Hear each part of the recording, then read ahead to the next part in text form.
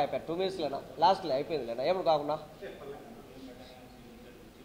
లేనా నా రాయేసన్నా నానా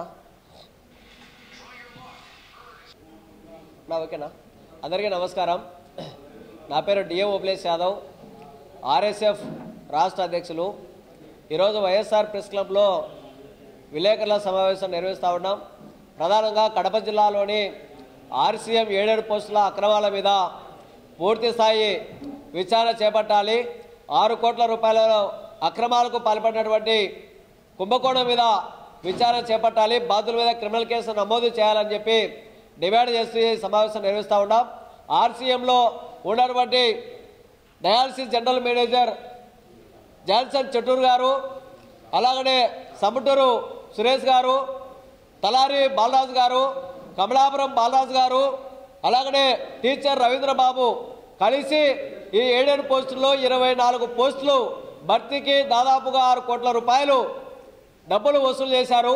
దీంట్లో డిఈఓలకు ఆర్జేడీలకు సంబంధించి 3 కోట్ల రూపాయలు డబ్బులు కూడా చెల్లించి వాళ్ళు ఇష్టం వచ్చినట్టుగా పోస్టింగులు అమ్మకానికి పెట్టి ఇవాళ సద్దలో పశువులాగా పోస్టులు అమ్మారు.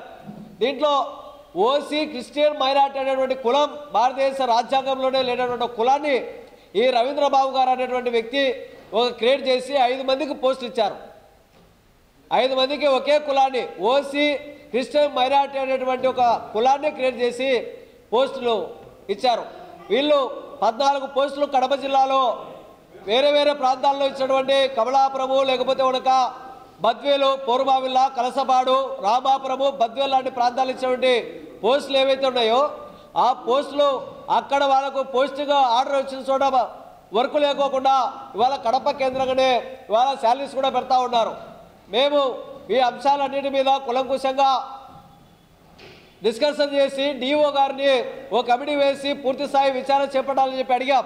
అయినా 2 నెలలు అవుతా ఉంది. దీని మీద కాలయాపన చేసి కమిటీని పూర్తి స్థాయిలో నడుపుకోకుండా ఇవాళ నిర్లక్ష్యం చేస్తూ ఉన్నారు. అంటే దీంట్లో డిప్యూటీ డిఓగా ఉన్నటువంటి రాజగోపాల్ రెడ్డి గారు దాదాపుగా 10 లక్షల రూపాయలు 30 లక్షల రూపాయలు డబ్బులు తీసుకొని వాళ్ళ మొత్తం అమ్ముడు పోయి వాళ్ళకు అనుకూలమైనటువంటి సిస్టాన్ని వాళ్ళ డబ్బులు చేసినటువంటి పరిస్థితి ఉంది. వాళ్ళకి ఎవరికెవరికి ఇచ్చారనేటువంటి అమౌంట్ లిస్ట్ అవుట్ కూడా మనం తీసుకున్నాం. విజయవాడలోనే దాదాపుగా 1 కోటి చిల్లర డబ్బులు ఇచ్చారు. సెక్రటరీలో డిఓ ఆఫీసులో క్లర్క్ కానించి ఆర్జెడ్ ఆఫీసులో సూపరింటెండెంట్ వరకు మొత్తం అందరికీ డబ్బులు పంచారు.